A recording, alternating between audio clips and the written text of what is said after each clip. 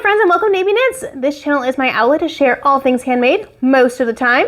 By the way, my name is Emily and I live in Orlando, Florida, but this video is going to be a bit different. I'm actually going to share everything I read in 2022.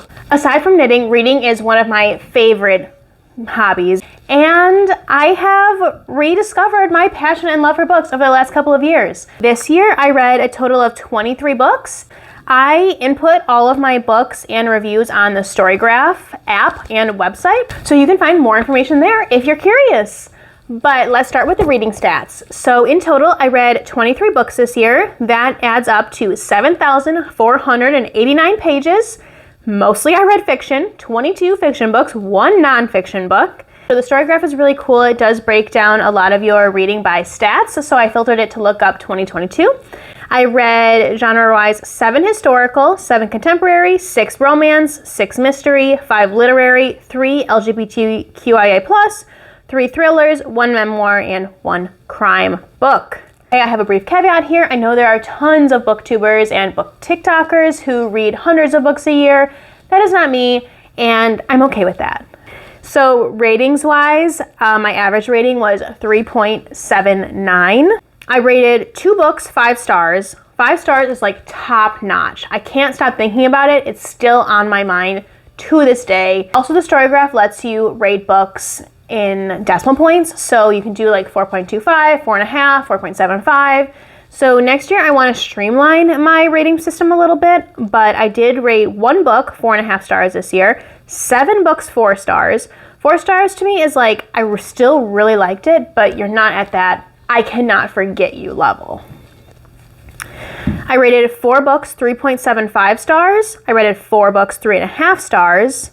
So I think next year I want to make these 3.5 stars just a simple 3-star to kind of streamline the process. But for me, 3.5 stars are good, but they didn't light a fire within me. And then I rated 3 books 3.25 stars and 2 books 3 stars. For me, 3 stars are kind of like, could have lived without, didn't really do anything for me. And I think next year this can become my 2-star version. I just feel bad giving books 2 or 1 star. I do have my Storygraph pulled up, and I am just going to go down the list of all the books I read this year. So I started out with The Chicken Sisters by K.G. Dale Antonio. This was a Reese Witherspoon book club book pick. I gave it 3 stars. It was a very light-hearted book about 2 sisters, and I thought it was cute. I feel like at the time I wanted something lighthearted, and that definitely fit the bill. Next, I read one of my favorite reads of the year. It was a 5-star book called Burial Rites by Hannah Kent.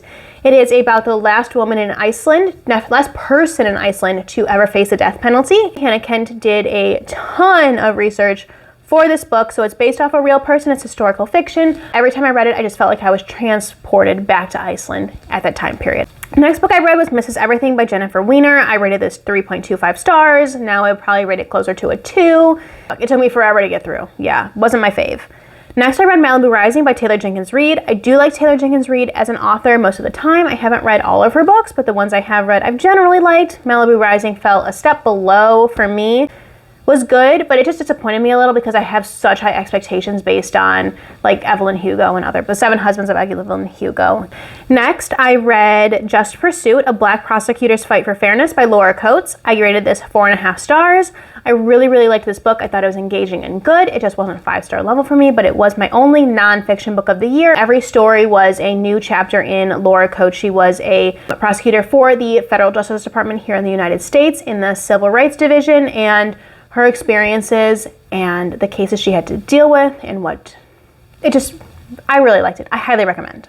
Next, I read The Vanishing Half by Britt Bennett. I rated this 3.75 stars. Overall, I like this book. I still think about this book. So maybe it go up to like a 4-star in hindsight for me. I did really like it, but there was just such rave reviews. I felt a little bit disappointed because I was just expecting to love it. I was expecting it to be a 5-star read for me based on what everyone else was saying. Next, I read Game On, Tempting 28 by Janet Ivanovich. This is a Stephanie Plum novel, number 28 in the series. I rated this 3.5 stars. It is a mystery fiction novel. It is cute, lighthearted. All the Stephanie Plum novels are. Every Stephanie Plum novel, in my opinion, is kind of the same iteration of the previous ones, but sometimes you just want something nostalgic, cute, lighthearted, and that's what this is for me. Next, I read Red, White, and Royal Blue by Casey McQuiston. I rated it 3.5 stars. It is fiction, contemporary, LGBTQIA+, and romance, according to the Storygraph. I really liked it. Again, though, I just was a little bit taken aback and a little bit disappointed just because I felt like so many other people had raved about it and I didn't love it to that level.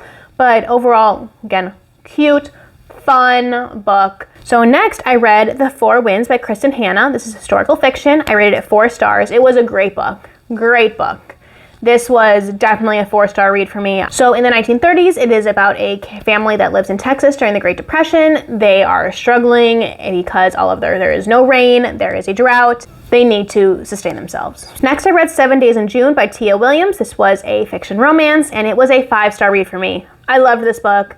I couldn't stop reading this book. This is about 2 characters. They are authors. I like books in the book or publishing world because I'm such a book enthusiast. It's like a little peek into the authors' lives. I liked the characters. I felt like they connected. Highly recommend this book.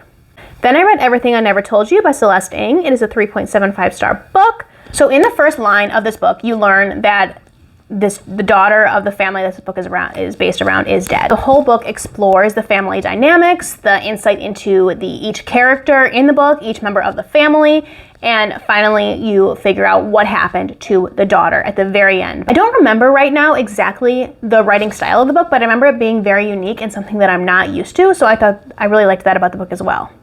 Then I read The Cactus by Sarah Haywood. Yeah, this was a 3-star read for me, and honestly, looking back, it should be like a 2-star read. I didn't like it.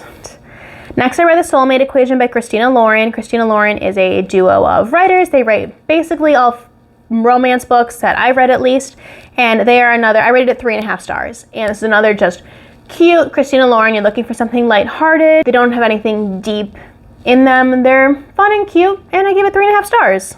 Next, I read Exciting Times by Nisha Dolan, and this is a contemporary literary fiction novel. I rated it 3.75 stars. Looking back, I think I would give it more 3.5 or a little bit lower. It took me a while to get through. It was fine. Literary fiction and I don't always connect. I like following plot lines more so than character storylines throughout their life. Next, I read Yerba Buena by Nina LaCour, and this one I rated 5 stars. Honestly, these 2 books, this one and The Exciting Times, were very, very similar, but Yerba Buena I enjoyed more. I would recommend that one. Then I read Open Water by Caleb Azuma Nelson. Open Water I rated 4 stars. It follows 2 Black characters in Britain, and it follows them throughout their lives and their love story. Then I read Finley, Donovan is Killing It. This is a completely different book than Open Water. I rated it 4 stars though as well. It's kind of like, I compare it to a Janet Ivanovich, Stephanie Plum novel because it's kind of comedic, cute, funny. I read the second book of the series right after. I rated that 5 stars as well. It's just fun and lighthearted. And honestly, that is what I needed after Open Water because that one was so heavy. So I read this duo in the series, and I think the 3rd book comes out in 2023. Next, I read The View Was Exhausting. I rated it 3.25 stars by Michaela Clements and Anjuli Datta. I expected more from this book. It was based in a celebrity world. It kind of dragged for me. I didn't like the romance that much. So then it was October, and I wanted to read some mystery thrillers. I wanted to get into kind of like the spooky vibes. So I read The Last Thing He Told Me by Laura Dave. It's a mystery thriller. It was okay. Honestly, I rated it 4 stars, but looking back, it probably should be a 3 or 3.5 star. It was fine. I think this one blew up on TikTok, but I could have lived without it. The Club by Ellery Lloyd, in the same vein, is a crime thriller. This also was okay. I rated it 3.25 stars. It took me a long time to get through. I thought a lot of the writing could be condensed. It is also set in kind of like a celebrity, powerful world of people though. There are multiple deaths on this private island on this opening weekend of this very fancy club, resort. After those 2, it kind of put me in a reading slump and I just didn't really want to read. So I picked up a Chanel Clinton book, The Most Beautiful Girl in Cuba. It is the Cuba Saga number 4. Chanel Clinton is one of my favorite authors. I can usually rely on her to write something that I'm really going to be engaged in. So she writes historical fiction, and a lot of her books are based in Cuba throughout different periods of Cuban independence. So this specific book was based on the time where Cuba was fighting for their independence from Spain. I don't have a lot of background knowledge of Cuba at all, besides Castro, and that's about it. So I always find these books really engaging. I learn a lot from them, and I like the little bit of like romance and real lives that are woven throughout this book. You follow 3 characters, one of which is a journalist in New York writing about the war, one of which is a woman wrongfully imprisoned in Cuba during the war, and one of which is a woman who lives in rural Havana, but then has to move to Havana and concentration camps during the war because of the Spanish generals. So it was really good. It wasn't as top tier as some of her other books I've read, but I still liked it, gave it 3.75 stars. And finally, I read The Roughest Draft. I did not expect to read another book of the year, but I read this in the last couple of days. I give it 3.5 stars. It is by Emily Wibberley and Austin Siegmund Broca. I just thought, okay, let me read like a cute romance. And it's a couple set in the book world. They are authors writing a book together. I really liked the first 3/4 of the book. And I thought, oh, this is a good 5-star read, the first 3/4. And then the last quarter, I was like, nah, it fell off for me. So I just read the last half because I just wanted to finish the book. Those are the books I read this year. I read 23 books. It is the most books in a year I have read in quite some time, so I'm proud of myself. I hope to continue that trend into 2023. I wish you a happy new year and a safe and healthy 2023. Happy reading, my friends.